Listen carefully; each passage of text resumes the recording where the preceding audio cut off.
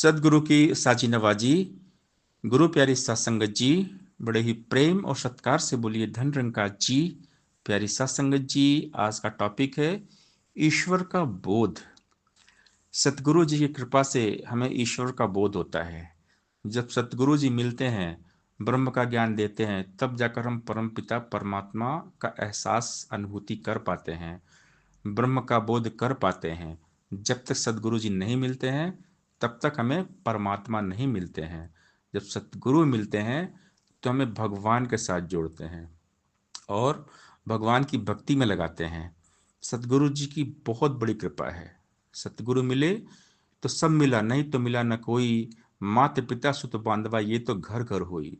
सतगुरु मिलते हैं तो सब कुछ मिल जाता है। सतगुरु महिमा अनंत है, अंत किया उपकार, लोचन अनंत उघारिया आनंद दिखावनहार। सतगुरु इस बेअंत के साथ जोड़ देते हैं, हमें ज्ञान देते हैं, बहुत बड़ा उपकार करते हैं। अगर सदगुरु जी ना मिलते, परमात्मा का बोध ना करवाते, तो हम भ्रम में रहते।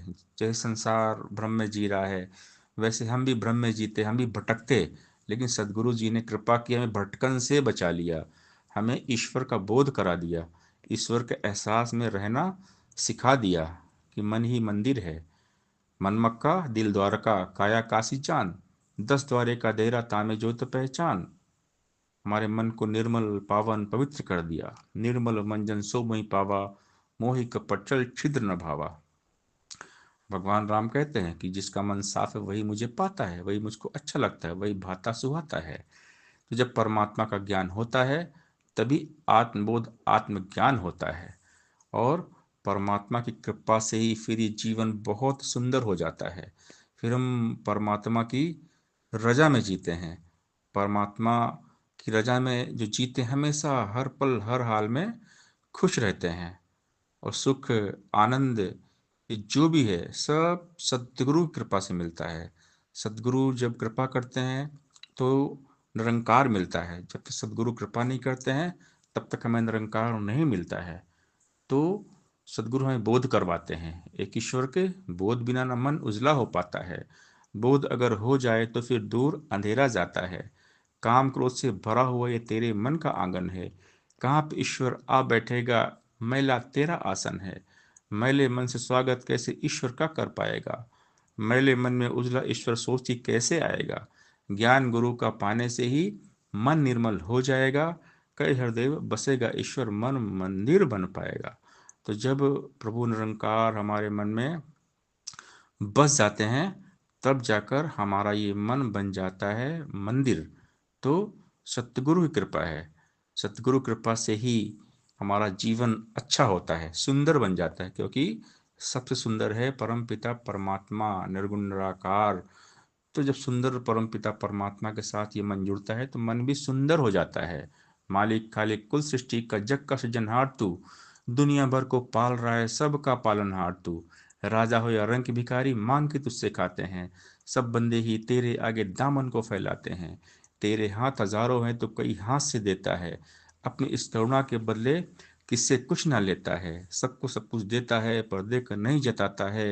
हे दाता दयालु तू बस अपना विरद निभाता है। बरस रही है हर बंदे पर तेरी कृपा अपरंपार, कह हृदय सदा कर पाए शुक्र शुक्र तेरा दातार। तो हमेशा दातार के एहसास में रहना सदगुरु हमें सिखाते हैं, दातार का शुक्राना करना सिखाते हैं। और दातार को भूलकर दुनिया में दुखी दुख है, दातार के संग रहने में सुखी सुख है। जो सुख को चाहे सदा तो शरण राम की लें, निरंकार को भूल कर सपने में भी सुख शांति सुकून नहीं मिलता।